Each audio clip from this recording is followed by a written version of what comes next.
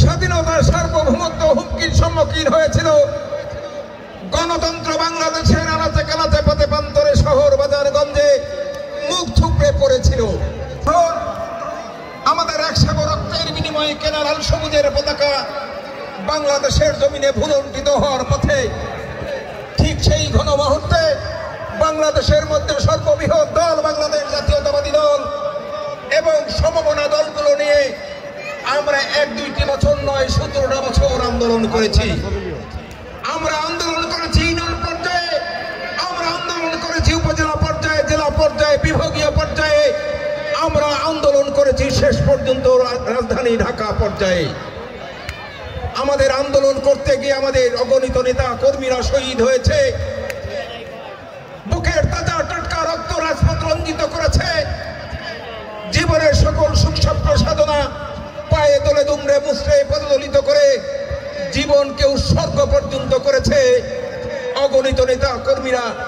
আজকে বাংলাদেশ স্বাধীন হয়েছে, আমরা স্বাধীনতার সুফল ভোগ করছি, কিন্তু আমাদের মাঝখান থেকে অগণিত নেতা কর্মীরা সারা জীবনের জন্য হারিয়ে গেছে অজানার দেশে, না ফেরার দেশে, যে দেশে মানুষ গেলে ভালো থাকে না খারাপ থাকে, কোনো খবর আদি পাওয়া যায় না, যে দেশে মানুষ একবার গেলে তার আপনজনের কাছে কোনোদিন ফিরেও আসে না। প্রিয় বন্ধুরা আমার, শেষ পরিসরে আমাদের স্কুল কলেজের পড়ুয়া ছাত্র ছাত্রীরা যখন আন্দোলনে ডাক দিয়েছে, বাংলাদেশ জাতীয়তাবাদী দলের প্রত্যেকটা নেতা কর্মীরা সেই আন্দোলনে শরীক হয়েছে।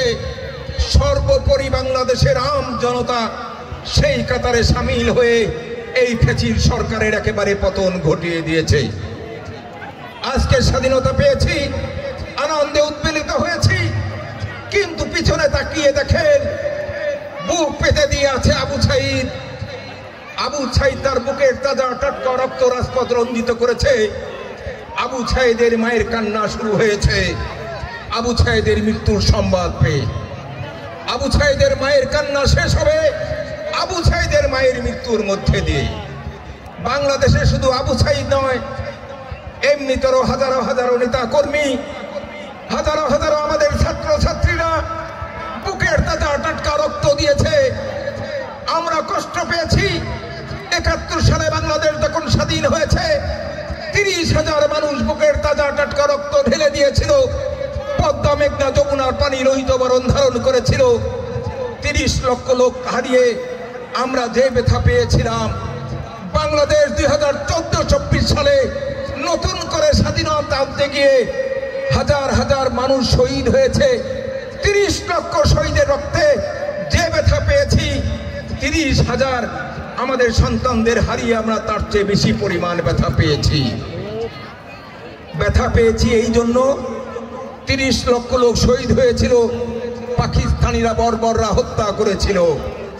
আমরা স্বাধীনতা আনতে গিয়ে রক্ত দিয়েছি, জীবন দিয়েছি। আমাদের কষ্ট নেই, ব্যথা নেই, বেদনা নেই। 30 লক্ষ শহীদের রক্তের বিনিময়ে যে বাংলাদেশ স্বাধীন হলো, সেই স্বাধীনতা যারা হরণ করলো, আমাদের টাকার কিনা বন্দুক, আমাদের টাকার কিনা গুলি, আর আমাদের বেতনভুক্ত কর্মচারী, আমরা যদি তাদের বেতন না দেই, তাদের বিবি বাল বাচ্চার মুখে অন্ন জোটে না।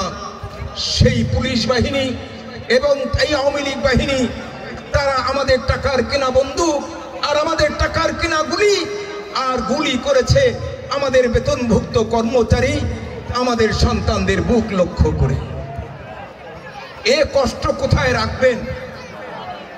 প্রিয় বন্ধুরা আমার, একটা পরিবারে যদি একটা মানুষ মারা যায়, ওই পরিবারের মানুষ ব্যথাহত হয়, শোকাভিভূত হয়, কিন্তু সান্ত্বনা খুঁজে পায় আমার পরিবারের এই মানুষটা মারা গেছে, আমি কাফন পরিয়েছি, আমি গোসল করিয়েছি।